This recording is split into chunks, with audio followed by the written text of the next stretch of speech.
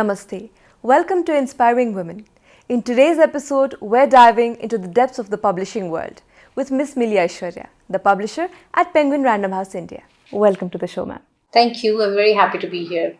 With nearly 2 decades in the career of publishing, a career that you said you happened to get into by accident, you've contributed so much to the field of literature by publishing so many bestsellers. What has publishing contributed to your life? After so many years, I find it very difficult to think of my life without publishing.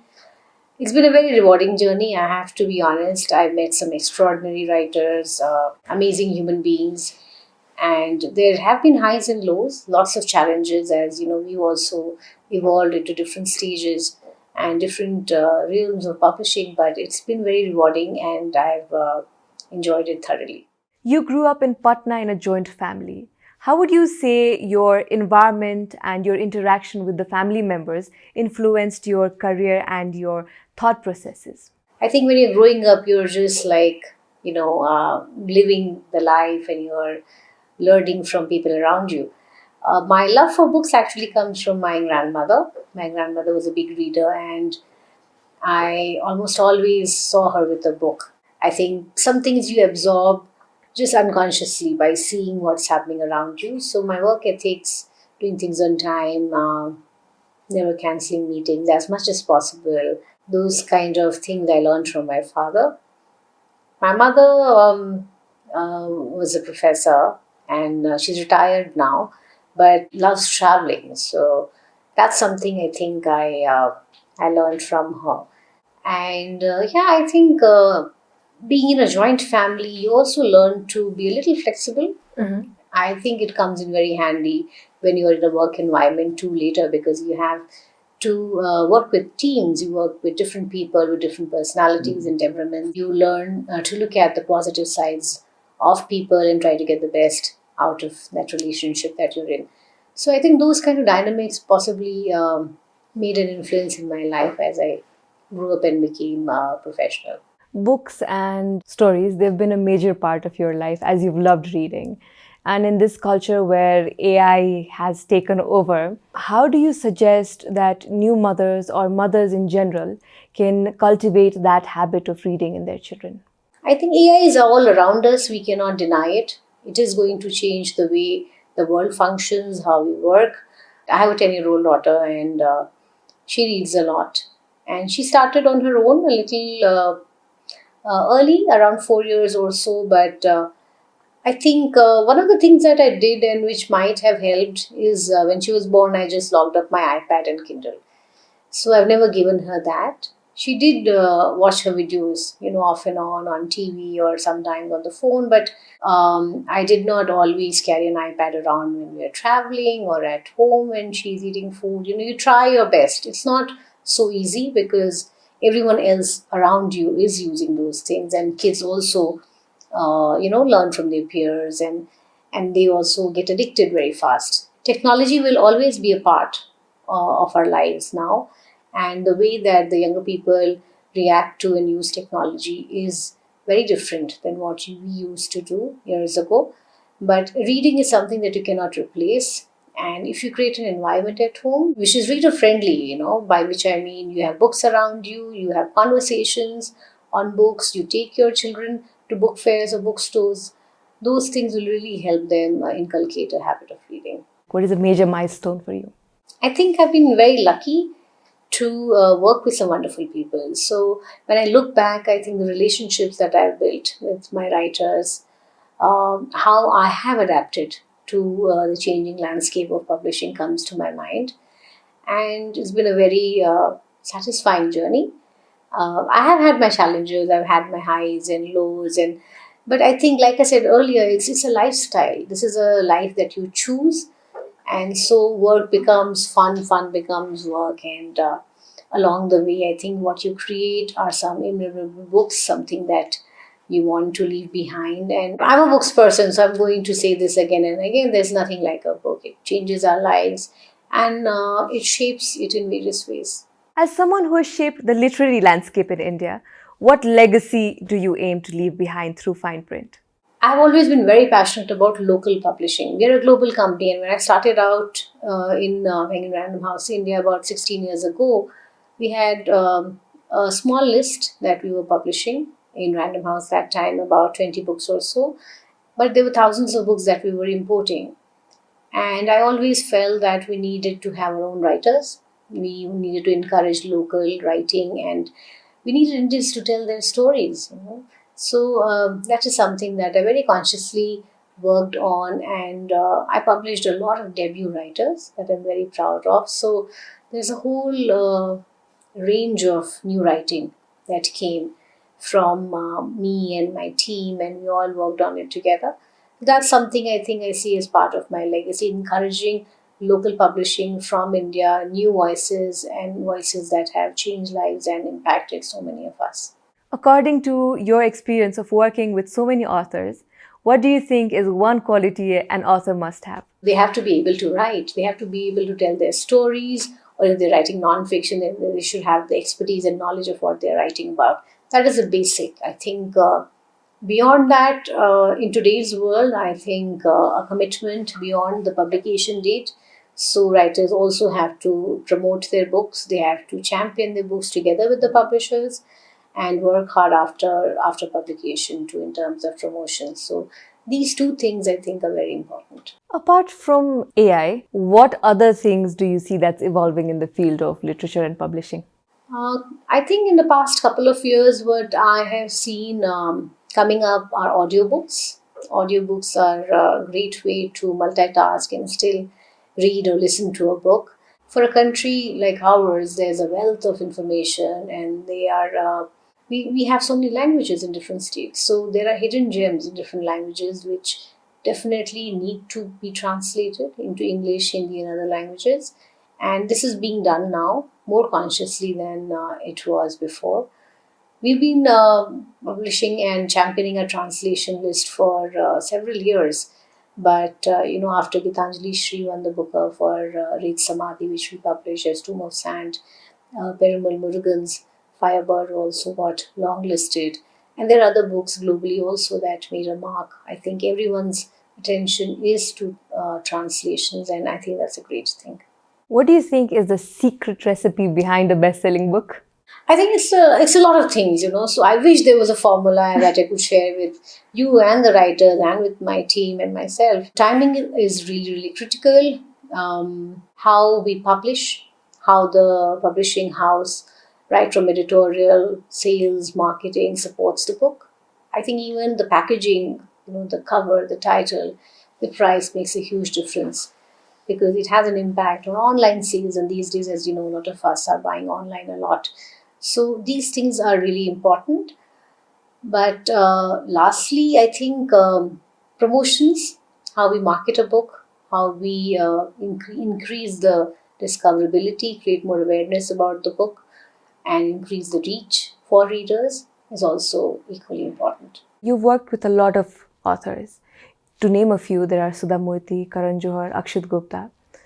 And when you worked with these writers, have you never thought about writing a book yourself? Yeah, I think a lot of my writers also have asked me that question, but not now. As of now, I'm happy publishing books that my writers are writing. But maybe someday I will pick up the pen myself and write a book. Most likely it'll be fiction. It'll be like a dark psychological thriller or something. Publishing can be a world of high stakes and strong opinions and criticism. How do you handle that criticism and navigate through it? I think publishing has a different set of unspoken and spoken rules that we play with. It is an industry where you have a strong conviction about what you're doing. So there is a sense of purpose. We really believe in the writers, in the books that we publish, and we do support them and we vouch for them. So I think that is something that is a prerequisite for a publisher. Most of us are stubborn, headstrong. We like to talk about difficult things, have difficult conversations, and I think that's part of what we do. So we are very aware of that, and it becomes part of your personality. Most of us do this very unconsciously, but I think that's the only way you can reflect what is happening in the society and create awareness about issues around us. You've talked about how your relationship with the authors is a major success in your publishing career. So, how does that relationship make a difference in your career in publishing or the publishing of a book? We are in a creative industry, so we work with people, not only writers, but with my team, my editors, the marketeers, the cover designers. So a lot of things happen out of conversations.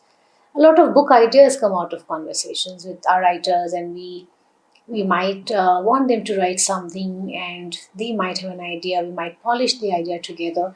So we work together very closely. There is a very high degree of involvement in our work, and that is why I think relationships really matter, because that is what you can bring to the table editorially. You can really be a part of this journey with your writer through your inputs, through your editorial interventions, and through your ideas. So, there's this process that I call from sting to strength, from criticism to critical feedback. Yeah. So, whenever you're working with a team, it's a very important thing that nobody feels left behind or nobody feels criticized. So, how do you manage to do that? Everyone has their own strengths and weaknesses, and that is the beauty of a team. I have 12 imprints that I lead. So each imprint has a particular list and kind of books that editors publish into. So that gives them a lot of space for creativity, to express themselves through their work. And I actually like a conversation. I like editors who say no. It's good to have a discussion. You don't want to always yes people. I don't think the creative world can thrive like that. You have been a part of the Penguin Veer imprint launch that focuses on military stories. What impact do you aim to bring through these narratives? So there were a couple of reasons why we started Penguin Veer. The first one was that there was a huge gap in terms of military history and stories on war heroes, and we felt that it was the right time to actually have a dedicated imprint to publish these books. So my editor Gurveen and I, launched this, and she's the one who's leading it internally and very passionate about this list. This is also something on trend. So if you've seen recently, there have been a lot of movies made on wars and battles. There are also a lot of biographies being made on people from the defense forces. And I think there is a need to tell these stories. Very few people know what actually happened behind the scenes. And these are extraordinary stories of courage, bravery, and resilience. And I think books are a great way to, create awareness about them. In what way do you think the publishing industry shapes the future of the country? I think the first thing that comes to my mind in this regard is children, right? And through books, they get exposed to a lot of new ideas early on. They not only learn more about their country, culture, the world, but also about important issues from environment to health, history, and so on. So I think it's a great influence. And when these kids grow up, when these young people who are reading these books, read them, I think their mind will definitely open. They will question more, and all this will lead to a better world. How do you balance the art of preserving an author's voice with making the book market ready? I want my writers to be happy with the final manuscript that goes for printing. I want their involvement and inputs on covers. We work on covers together. But in terms of saleability, we definitely share our views and our opinions. And we have a very interesting and engaging jackets meeting, for example, that we do, where we talk about book covers and titles. And like I said earlier, these things are very, very important now. The packaging of a book plays a crucial role in the success of a book. We try and convince them, because I always say this to my team, that I want to publish good books that sell. Books should reach as many hands as possible. And I think that's what all authors and all publishers want.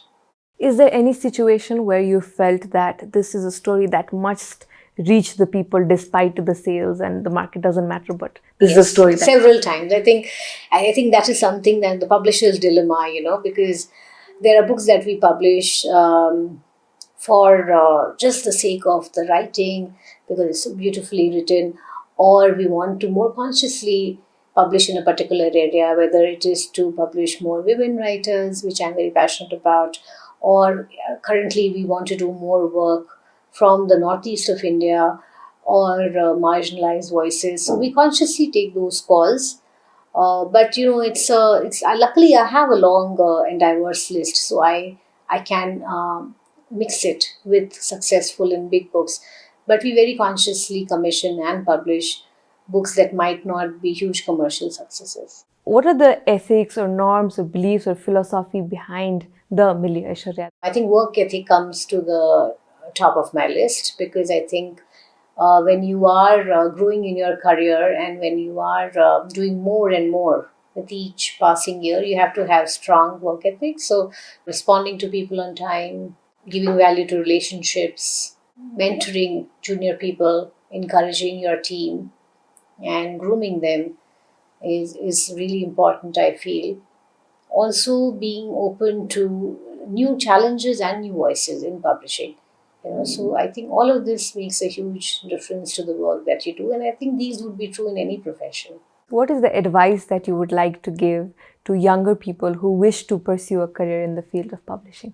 Well, people who are starting out in publishing and who want to make a career in publishing should definitely be prepared to work very hard because the industry might look glamorous from outside and you might hear big names and big writers you're working with and interacting with, but at the core of it is a lot of hard work. So you have to keep at it, you have to have great stamina, you have to love books because that is the world that you're in. You have to keep yourself also updated with new things happening in publishing and in technology now around you.